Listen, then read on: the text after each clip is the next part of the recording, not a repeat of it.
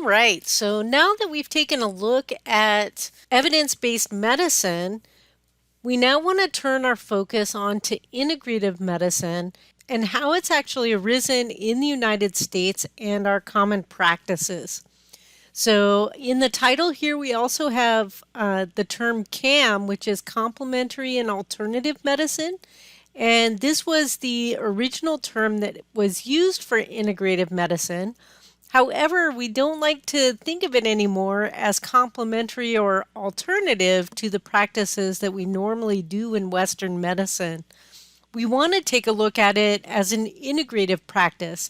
How can we combine these types of practices that used to be seen as alternative and use them together with conventional Western medicine? So, in American history, complementary and alternative practices really focused on things like diet, exercise, herbal preparations, and other natural products, and other practices. And some of those are kind of crazy. So, we always have to take and err on the side of caution when you're thinking about these types of practices. And we'll see some examples from our history that reflect this. So, complementary and alternative practices have an early start in American history, and they were often tied to religious practices. So, one of the first is Sylvester Graham, who was a Christian evangelist that lived from 1794 to 1851, and he promoted homeopathic medicine and the belief of natural living. He thought eating a lot of red meat especially excited vile tempers and habits and drove men to sexual excess. So he promoted more of a vegetarian lifestyle and trying to break up the diet by putting bran back into the diet. And so he was also the inventor of the graham cracker, which is now a lot sweeter than it was back then. He also promoted things like cold baths, exercise, fresh air, and the consumption of cold food versus heated or cooked foods. So we see similar things in today even with like the raw diet. And we'll talk about that more when we get to the nutrition sections. So next we want to talk about Dr. John Harvey Kellogg.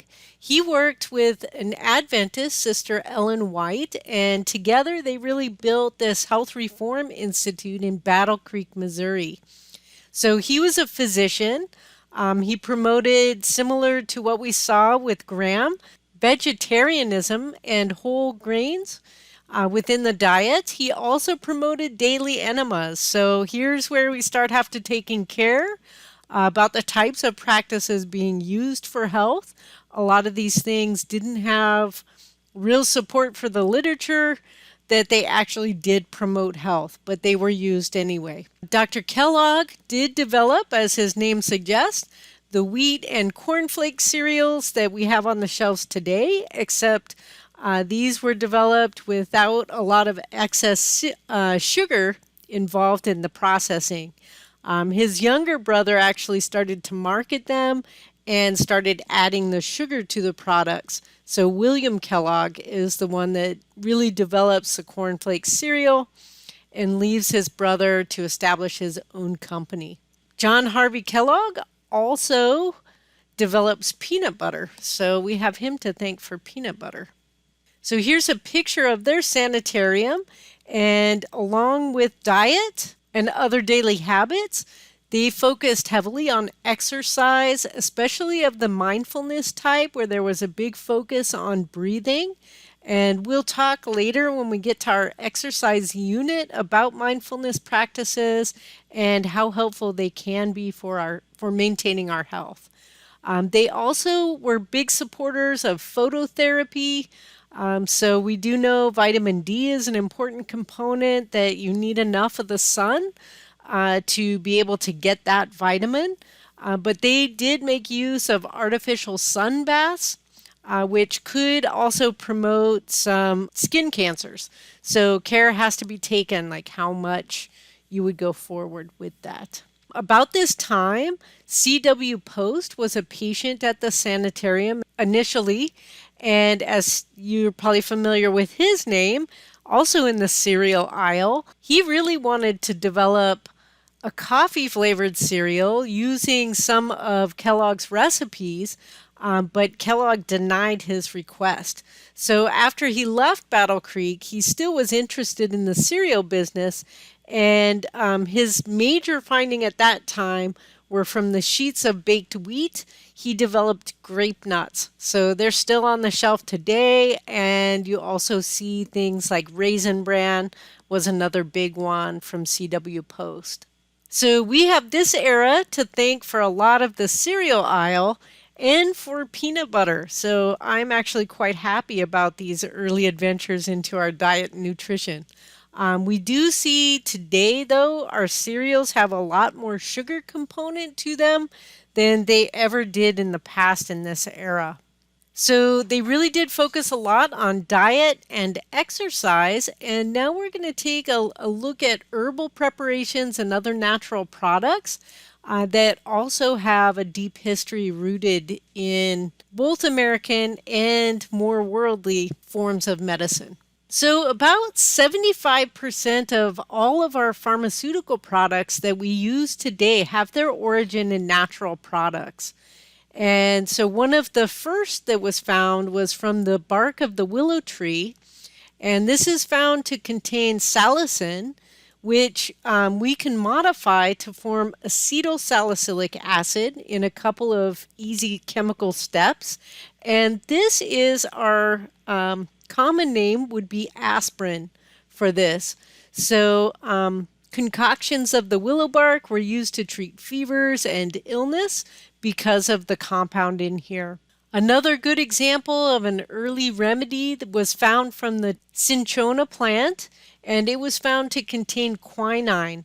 Quinine, the structure shown here, has been widely used since the mid 1700s worldwide to help treat malaria. So this was one of the first treatments that we have record of for treating malaria. And of course, there's the opium poppy. So this is a source of morphine, the major pain molecule to come from the poppy. Heroin is a derivative that is manufactured or chemically altered from the morphine. Codeine does occur naturally in some levels as well inside the opium poppy. So this has been both a blessing for pain management, but also a curse in our society due to the addictive nature of the opioids. So as we were talking about, nature's medicine cabinet has been very, very important for the development of pharmaceutical compounds that we use today. So nature is very good at making very biologically active compounds. So you can see I've given you a key down here for these different components. B is for biologicals. Up here, about 16%, things like proteins or peptides that are isolated from biological organisms. Things like insulin would be a good example of something that we would use in this line. Natural products, the N category here. Direct natural products, only about 4% of our medicines are directly taken from nature in an unmodified form. And natural products or a botanical drug, only about 1% here. So you can see we actually use a lot of modified natural products. So ND is a big class. This is derived from a natural product. So usually we have some semi-synthetic modification to it. So you could see aspirin would be a good example of this. We use the salicin that we find from the willow bark and we modify it just a little bit into the acetylsalicylic acid or the active component aspirin. So about 21% of the drugs that we use are there. Totally synthetic drugs, here about 27%.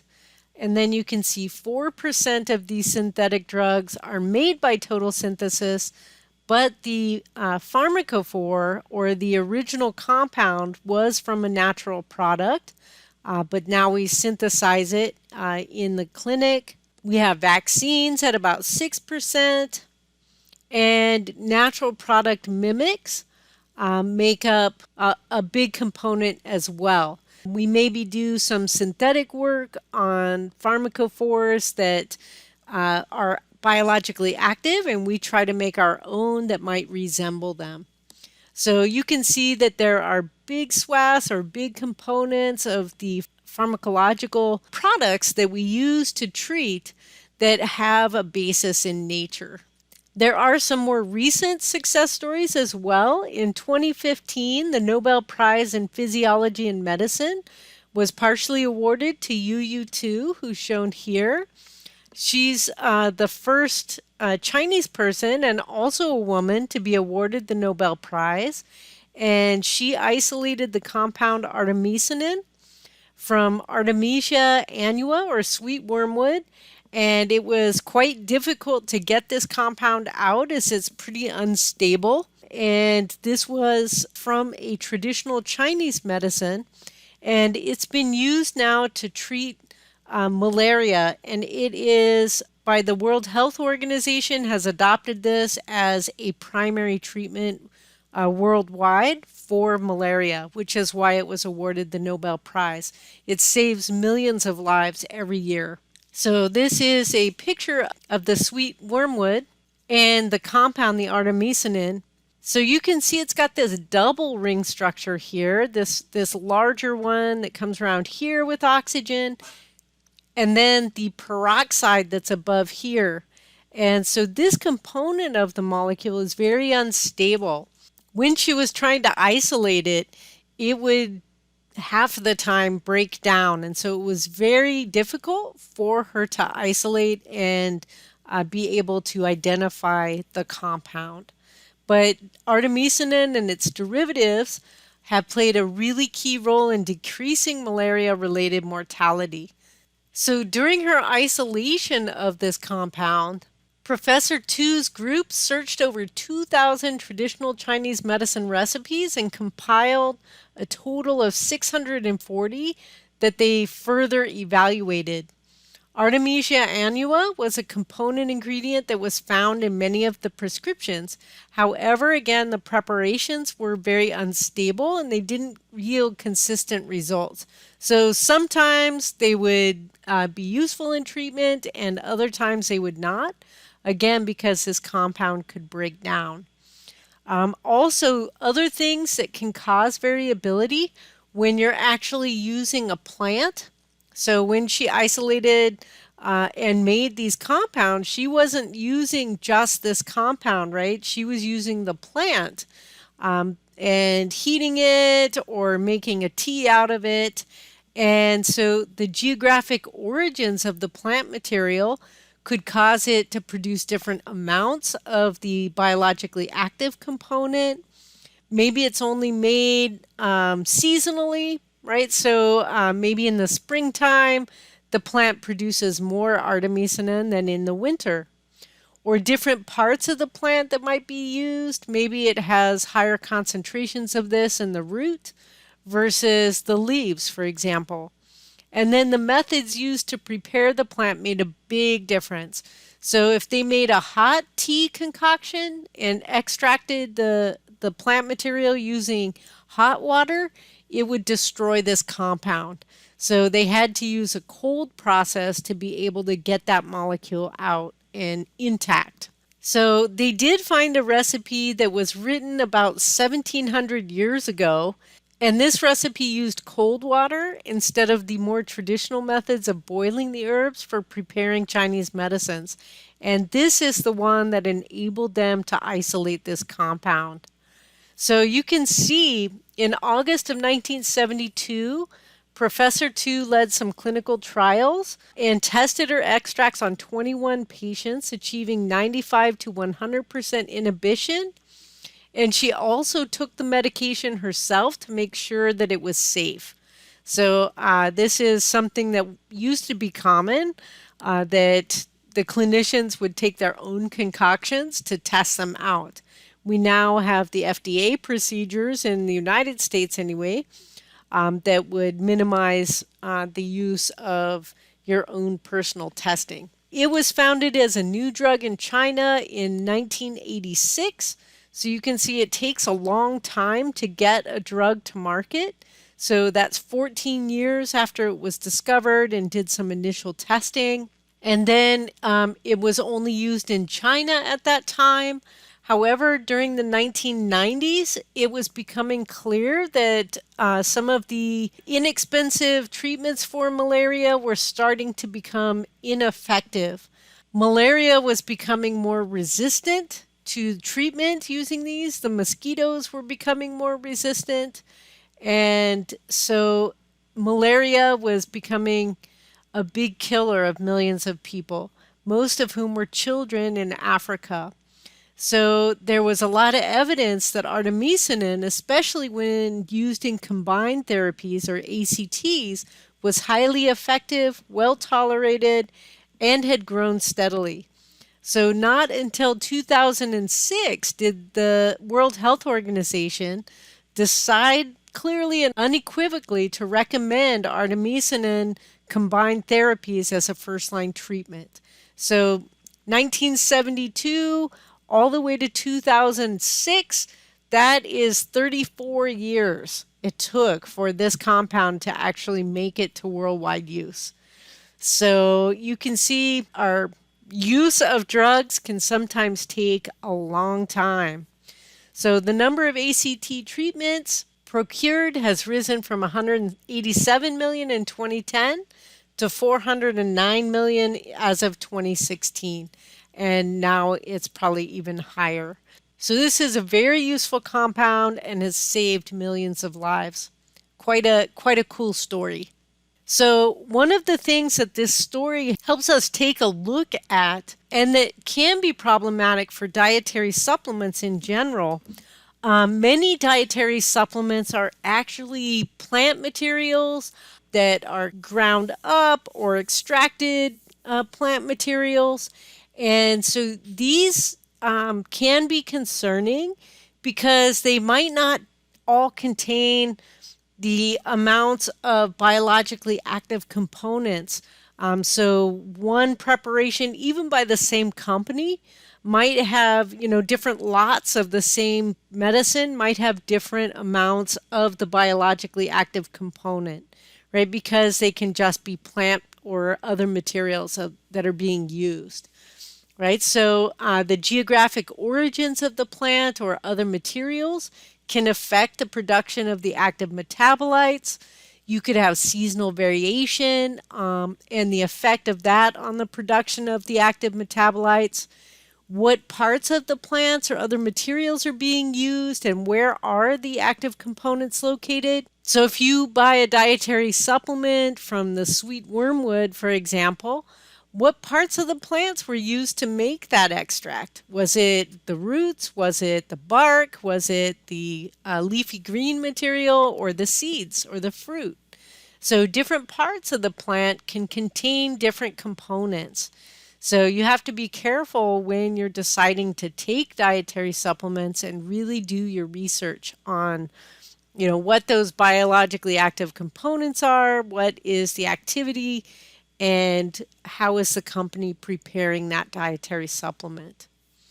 The methods used to prepare the supplement is also important because you want the activity to be preserved, and you want to have some documented testing of the supplement for both efficacy and activity, as well as safety and drug interactions.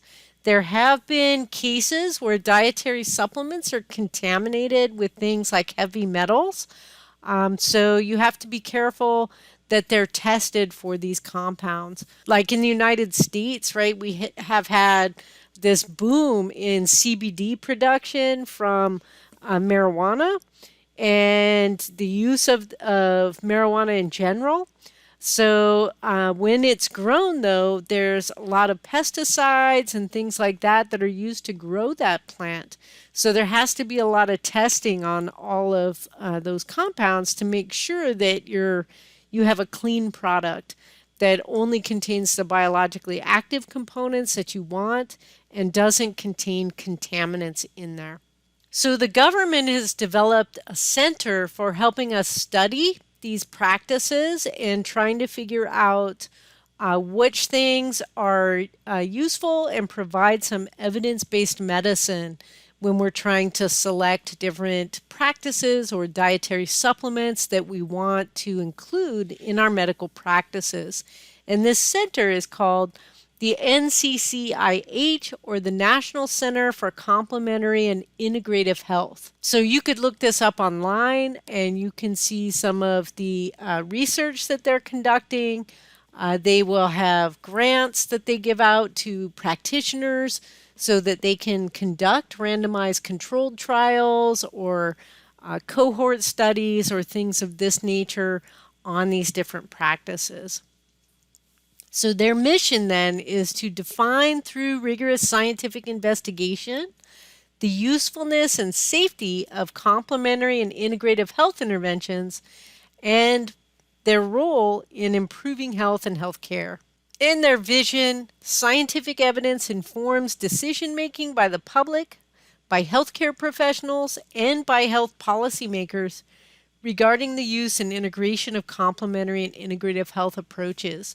So this last statement can be very important when you're thinking about things that are included in your insurance, in your coverage. So because of this body, things like acupuncture now are often covered in health insurance policies so that you can get acupuncture now because it has been shown to be effective as a treatment strategy. So let's talk a little bit about the use of complementary and integrative medicine in the United States. This is a little bit dated. This was a report in 2007, but you can see that these strategies are used pretty much by middle-aged people, people maybe from their 30s to their 80s, right, are using these products the most. And well, now that I'm in one of these categories, I think that's because that's when you start having little chronic problems that start popping up more and more often. You start getting some arthritis, it's harder to bend over, maybe you're struggling to maintain your weight. All of these things kind of come on, and you turn to these dietary supplements. And as you also get more towards the later years in your life, you're thinking about your health span a little bit more.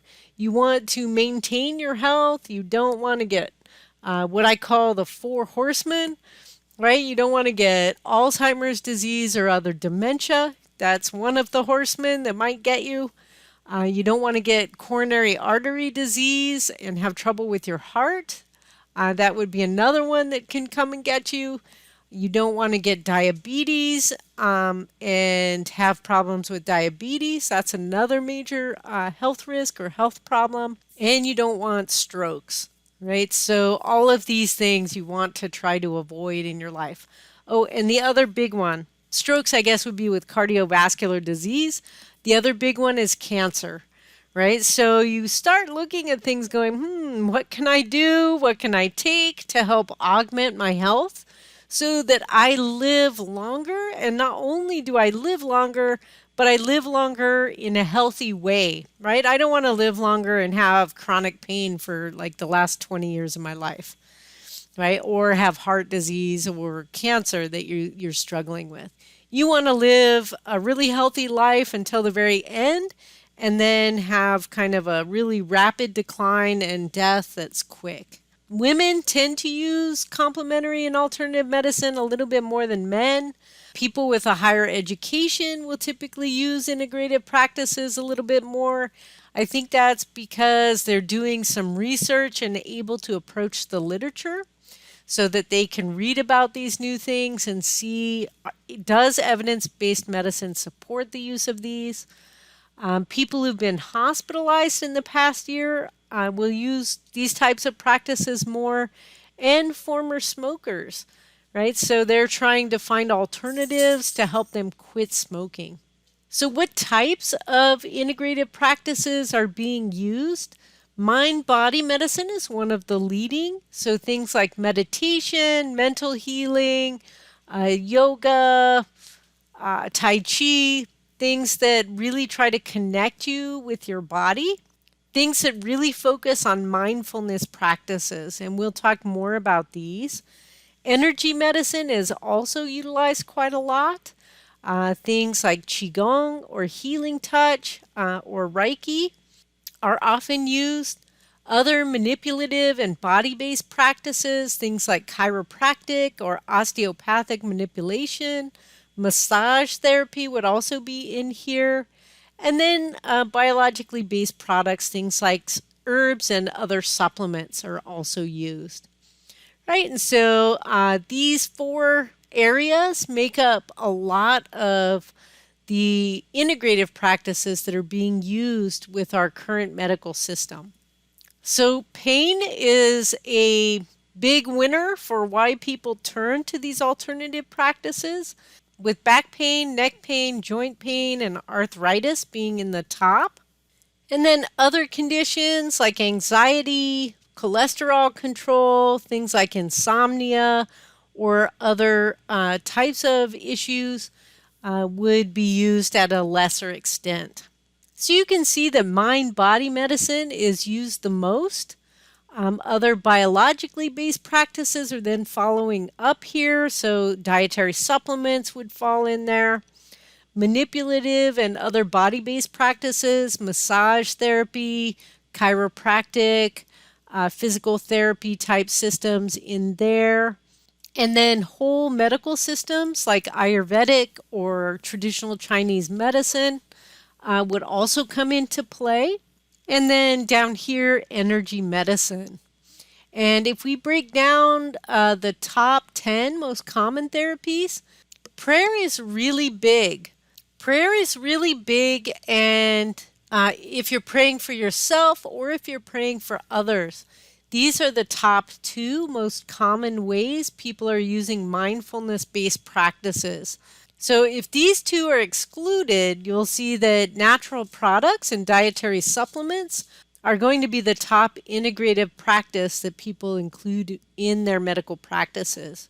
Other things like deep breathing, meditation, yoga, massage, chiropractic, diet, all of these things come in. And there's lots of reasons why people use these practices. First, they combine them with their conventional practice because they thought it would help. And so there's a lot of evidence that some of these practices do help a lot. So especially things like exercise, things that mediate stress reduction, help you sleep better, all of these things. A lot of people think it would be interesting to try, and so they approach it from that lens or perspective. Some people think that conventional medicine can't help with their problem, or maybe they've experienced that their doctor's stymied and doesn't know what to do for them. I know my mom suffers from osteoarthritis, and there isn't a lot that can help her out. So she might approach some alternative therapies to see if they will help her feel better. Sometimes conventional medical professionals will suggest these alternative practices, and some people turn to them because conventional medicine is too expensive. So there's lots of reasons why people will use complementary or integrative practices. And because of this, this has become a billion-dollar industry in our country. So you can see complementary practices add up to about $33.9 billion of out-of-pocket expenses that are never reimbursed to the people that are taking them. You can see it's still dwarfed by conventional out-of-pocket medical expenses that people experience that are also not covered by their insurance. And of this, you'll see that dietary supplements are making up a lot of this with $14.8 billion in here. And then other complementary and alternative practitioner visits, about $11.9 billion. So this may be things like chiropractic visits that might not be covered, or massage therapy, that type of thing. So why should we study these practices? Well, because many Americans are utilizing them, right? So is the money spending worth it, right? So we want to make sure that we're promoting these integrative practices that really do have promise as being helpful or beneficial to your lifestyle. We also have to take care. Sometimes natural products or dietary supplements can have drug interactions with pharmaceutical compounds that people might be taking, right? Or other nutrient interactions that might occur. So we want to study dietary supplements in particular to make sure that they have safety, efficacy, and also how they interact with our conventional Western practices. And this is because the biological supplements are a big component of the practices people use for integrative medicine.